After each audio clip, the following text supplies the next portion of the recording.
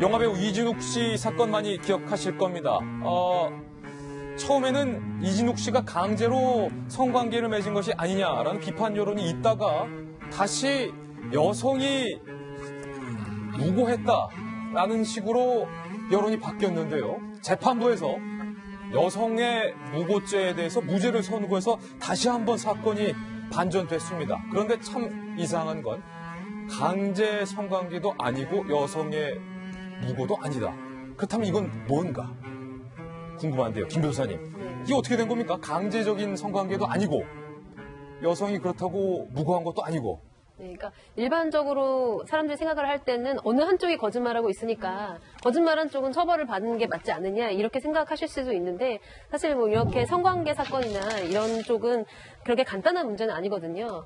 제가 예를 하나 들어보자면 직장 상사가 여직원을 데리고 모텔에 가서 술이 많이 취한 상태에서 이제 의식이 없는 상황에서 성관계를 맺었어요. 이제 그래서 일어나서 여직원이 굉장히 고민을 하다가 좀 많이 시일이 지난 다음에 고소를 했단 말이에요. 근데 그러고 나니까 그 당시에 정말 성폭력이 있었는지에 관한 증거가 너무나 많이 흐려져서 없는 상황이었어요. 그런 경우에 직장 상사는 무죄가 나올 수밖에 없죠. 왜냐하면 형사 책임은 그 수사기관에게 입증 책임이 있습니다. 그래서 증거가 우선이다. 그렇죠. 정확히 증거가 다 이제 갖춰지지 않으면 무죄를 선언하는 게 맞다는 것이 우리나라 형사상의 대원칙이기 때문에 어쩔 수 없이 무죄를 선고하는데 그러고 나면은 그러면 이 여직원이 과연 거짓말을 했느냐 그거에 다시 생각을 해보자면 그렇게 볼 수도 없죠. 네. 거짓말을 했다는 거에 관해서도 또 정확한 증거가 있어야 되는 거예요.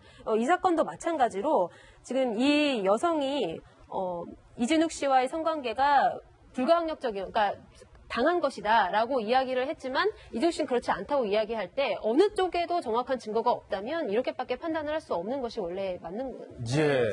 그런데 검찰과 법원의 생각은 조금 다른 것 같습니다. 검찰은 이진욱은 죄가 없고 여성이 무고한 게 확실하다라고 법원의 판단에 대해서 불만을 표시했고요. 법원은 그렇지 않다. 여성이 거짓말을 하고 있지 않다라고 정반대의 해석을 내놨습니다. 먼저 이진욱 씨가 지난해 7월에 이 부분에 대해서 언급한 내용 들어보시죠. 제가 얼굴이 알려졌다는 이유만으로 상대방이 무고하는 것에 대해 정말 쉽게 생각하는 것 같은데 무고는 정말 큰 죄입니다. 조사 열심히 받고 나오겠습니다. 이 이후에 검찰에서는 이진욱 씨가 강제로 성관계를 맺지 않았다라고 무혐의 처분을 했는데요. 그런데 판사, 법원에선 이 여성에 대해서 무고가 아니다 이렇게 결론을 내렸습니다. 오 씨가 성관계를 원하지 않았다고 일관되게 진술하고 있고 이후 느낀 수치감과 굴욕감을 생생하게 표현한 점으로 볼 때 오 씨의 주장이 사실일 가능성도 충분하다. 그러면서요. 이 씨의 진술로 봐도 성관계에 대해 오 씨가 명시적으로 동의한 사실은 없었던 것으로 보인다. 그러면서요. 무고죄는 신고 사실이 객관적 사실에 반해 허위라는 적극적 증명이 있어야 한다. 이렇게 말을 했는데 지금 상당히 사건은 애매해진 것 같아요. 정성희 의원님.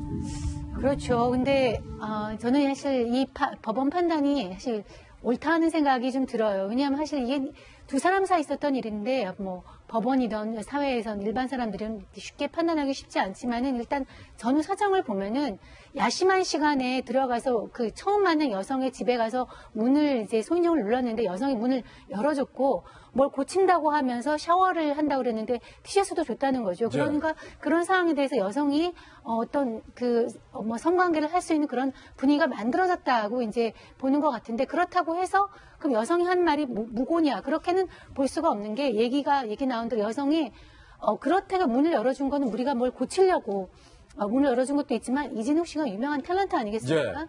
탤런트를 처음 만난 탤런트가 왔으니까 일반 사람들 호기심이 있고 사귄다고 또 기대할 수도 있고 이러기 때문에 아마 방심하면서 좀 관계를 잘 맺어보려고 문을 열어줄 수도 있는데 바로 이제 그런 성관계가 있었으니까 자기도 스스로 굉장히 혼란스럽고 수치스러웠을 거예요. 분명한 거는 내가 합의한 성관계를 하고서 이 사람을 곤란에 빠뜨리려고 했다고 보기는 어려운 걸 또 이 여성의 직업이 분명하고 뭐 소위 말해서 꽃뱀이나 이런 사랑이 전혀 아니라는 거죠. 이런 예. 상황으로 볼 때 검찰이 이 여성을 무고로 법원에 이제 기소한 것 자체가 조금 무리하지 않았나 이런 느낌은 좀 듭니다. 지금 여러 가지 해석들이 나오고 있는데 궁금한 게 김 변호사님 그러면 네. 일단 법원에서 여성이 이진욱 씨를 어떻게 해보려고 무고한 것이다라는 검찰의 기소에 대해서 아니다, 무고가 아니다라고 판단이 내렸습니다. 네. 그러면 다시 이진욱 씨가 강제로 이른바 성추행 혹은 성관계를 맺게 됐다 이렇게 바뀌는 겁니까 사건이? 그 점에 대해서는 아까 말씀드린 대로 어느 한쪽이 분명하게 입증이 안 된 상황에서 처벌할 수 없는 상황으로 그냥 끝이 나는 거예요. 종결이 되는 거군요. 둘 다. 예. 그래서 이런 경우에 특히 또 일단 피해자는 계속 자신은 성관계를 원치 않았다라고 계속 이야기를 하고 있잖아요. 그러니까 이 말이 과연 거짓이냐 이거를 판단함에 있어서는 또 다른 증거가 필요한 거죠. 이 부분 입증 책임이 부족하면은 당연히 법원으로서는 무죄를 내릴 수밖에 없는 사안입니다. 그러니까 이 대목 끼어들 때 뭐가 네. 될 것 같은데요. 간단하게 말씀드리면 조금 살아본 입장에서 그 남자와 여자라는 그 두 분은 같은 공간, 같은 시간에 있어도 서로 다른 느낌을 가질 수가 있어요. 그렇죠. 그 부분이 제가 볼 때는 이 사건을 우리가 이해하는 좀 적절한 척도인 것 같아요.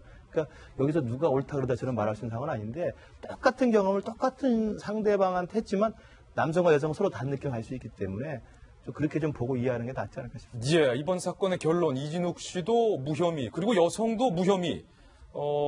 진실은 어딘가 회색지대에 있을 것 같겠죠. 두 사람만이 알 수 있을 것 같습니다.